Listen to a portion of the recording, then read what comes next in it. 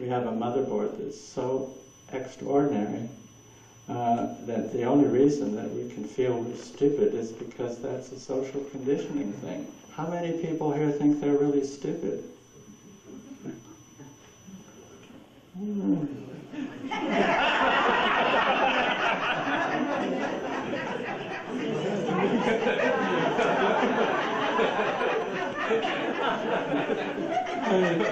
People used to say I was stupid.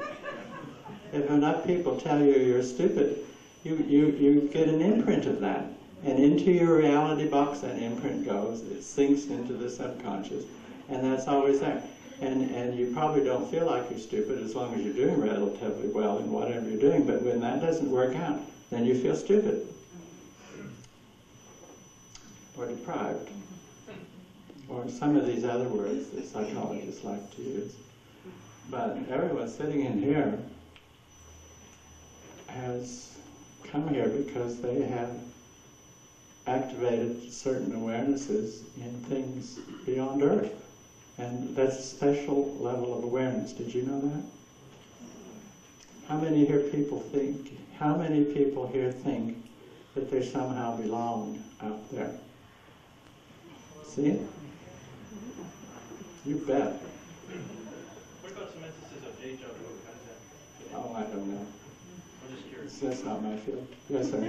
Are our physical present bodies hybrids from maybe million years back? I think,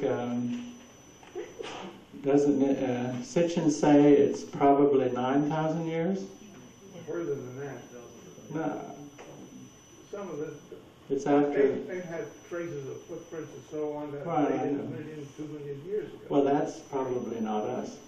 That's probably others that have been here.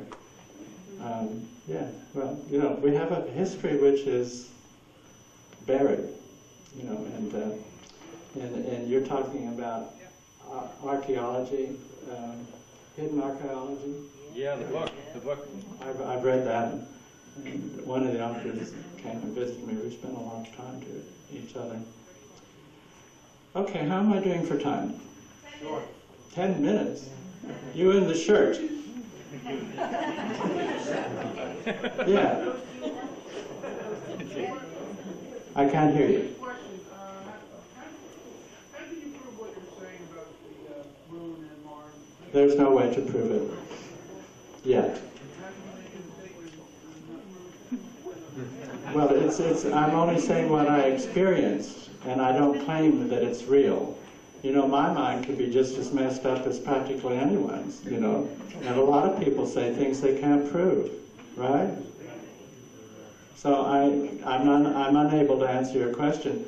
But if we're afraid to say what we've experienced, then we're not going to get anywhere with reinforcing our consciousness. But when people ask you questions on Alan or a certain place they're located, you normally don't have an answer and you're talking about it, and that's, Oh, in our project, we could go and have feedback because these sites were all on Earth.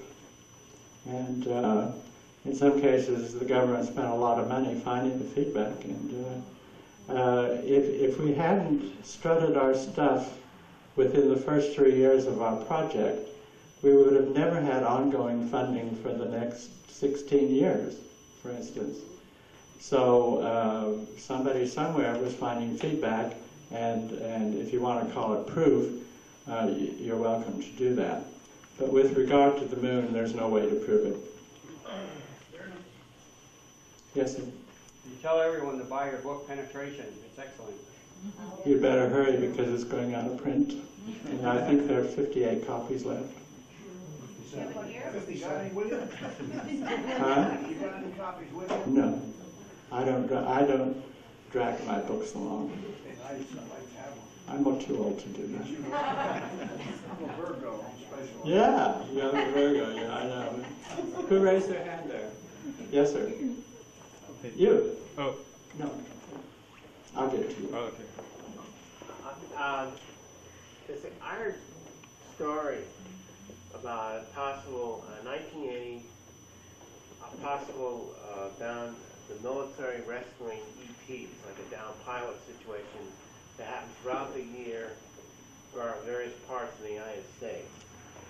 Do you know roads won't ruin, and they will actually help possibly by human aliens, human form? Yeah, I don't know anything about that. I only know the Pravda. I don't know anything about that. I only know that Pravda recently has published an article that said when Chernobyl went off, a UFO came and made a ray down on it of some kind which limited the destructive capacity. You're aware of that. And that's the only example I know of alleged alien intervention, you know. Yes, sir. I suspect you can't answer this question anyway, but if there are alien bases, assuming there are alien bases here, are they interfering with our evolution, or are I don't believe so. Okay, they're just kind of hanging out here. We're, you know, I may be wrong. I've been wrong so many times, you know, but I'm not ashamed of it, because nothing ventured, nothing gained. But I think that they're here for purposes of their own, and we're sort of irrelevant to them right now.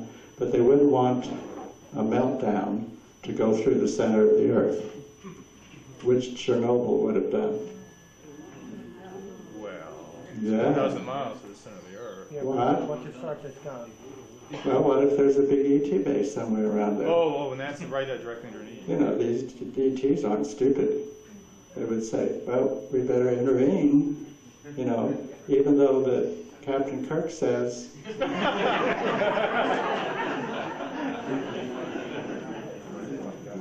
Captain Kirk broke the rules several times. yeah, he did, didn't he? Yeah. Start the generation, it was that Yes, Captain ma'am, over here. In relation to the Mars and Moon walk, also, did they ever have to look for what Steichen referred to as Riveroo, or now currently they call Planet X? On No. the internet? No, they wouldn't have asked for that. The astronomical sightings and No. confirmation? Paula Violette might ask for that, though, someday, something like that.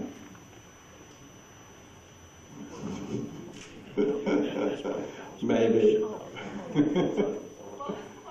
Yes, ma'am. Would you say there's any particular relevance of this material in an individual's life? For myself, it's not something I've been into per se, but I'm interested in, and I have my own beliefs. And if I was trying to do something that would help me and our society grow, how can you put this to use? Do you have an answer for that? I don't know that. Usually, throughout the 20th century, it was swept under the carpet, no matter how good the evidence was. I don't know what will happen to it in the 21st century, but I still think in order to take any more than a passing interest in this kind of thing, you have to be kind of nuts to begin with. And so, if you're kind of nuts to begin with, you're on your own, right? I mean, I don't have a completely hopeless message, I think. But I think if a person's really interested in it, then they should go for it. But if they feel they should be interested from peer pressure or social pressure or something like that, then they might consider just living a happy life. Well, what would you say that your personal, the relevance has been to you personally? I mean, do you think you were chosen for certain, I don't know, that's kind of a strange word, but what have you found to be your own personal relevance? I just, you know, I lived a good life in the conventional world. I got my little degree in biology, you know, that kind of thing. I loved history, I loved chemistry, and I took another degree in art, which is an aesthetic thing.